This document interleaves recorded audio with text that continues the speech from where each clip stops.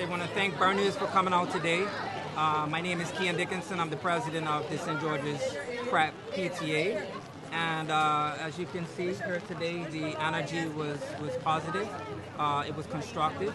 And we are really appreciative of the minister for taking time out today to hear our voices. We weren't the only school that was here today. There were many concerned parents and teachers and students that took the time out to be here as well to participate. We're happy that the primary one enrollments are going to continue, but we also realize that this is, a small step in the right direction, but there's more work to be done. And so we encourage the wider community, not just the St. George's community, to also join in having their rightful seat at the table as citizens. We are the government. We're a collective. And so it's important that we all collectively collaborate and use every opportunity to unite around the safety, the well-being, and the best for our kids. So, it was a positive, but this is, more to come. Plan. I will start by saying we're not against change at all, but we just want to make sure that this change is happening in it's not being hurried, and it's being done in decency and in order. So with that said, here are the concerns that have been compiled by Whitney Institute parents and students. We are concerned that there is not a clear plan for our M2 cohort of students moving forward. There are too many unanswered questions regarding next steps and no clear plan. We are concerned as to why no representative of the Ministry of Education was in attendance at the meeting that we held on November 15th, where our principal had to address parents, but did not have the clear answers to this plan. We are concerned that our children in M2 are not ready to go into senior school next year because of the age disparity of senior students compared to them. In addition, the majority of them have no idea what choices they should make in terms of selecting a career path. They have expressed their individual concerns to us, their parents, as well as their teachers. Our children are feeling unheard and afraid, and their feelings are valid. Afternoon, to stand up for what we all collectively believe is for the well-being and the safety of our children, correct? Is that why we're here today? Yes! That is not something that we should collectively want to compromise on. Now, take a moment just to look at all of the signs from our students.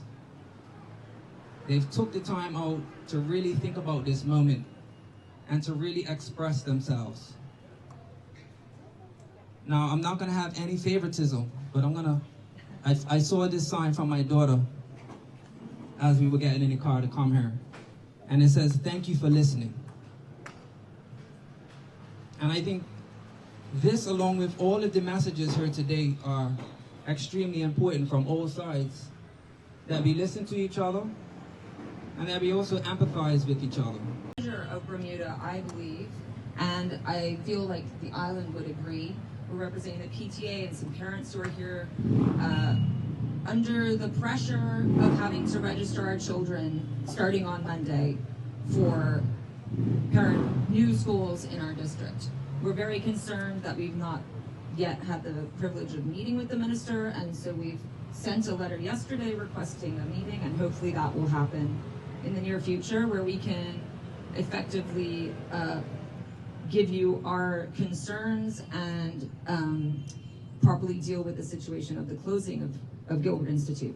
We are under the gun, as I said, to pick a school that we feel is best, but we know we will be told where we're going to go once we submit our applications next week. And we are concerned that that school may not be ready to accept the amazing children at Gilbert Institute. And what is being done and what is being communicated with Gilbert Institute to make us feel that enough work has been done at these schools. So we're very much looking forward to that meeting happening very soon, where the parents can be addressed directly with the minister. Good afternoon, everyone. I want to thank you for joining us today. I'm here with the president of the St. George's Prep PTA to share updates on our education reform efforts, including changes that will impact St. George's Prep. Last night, the ministry met with the PTA executive to discuss the decision to stop P1 enrollment at St. George's Prep School starting with the 2025-2026 school year. We presented the two options for managing the transition to the new parish school in the East End. Option 1, stop P1 enrollments now, allowing the school to gradually phase out with fewer students needing to move later. This minimizes disruption and makes the transition smoother. Option 2, continue P1 enrollments, which could mean more students later having to move to the new school when St. George's Prep closes. The ministry recommended the first option as it was considered less disruptive to families and students, with fewer younger students needing to transition to a new school. While we discussed the pros and cons of both options, the PTA expressed a preference for the second option, citing immediate stability for families. We approved that request of P1 enrollment, and we respect their position and will continue to collaborate closely with them to support the school community through the eventual transition. This decision is part of Bermuda's broader education reform as we aim to create a better system for students, teachers, and families.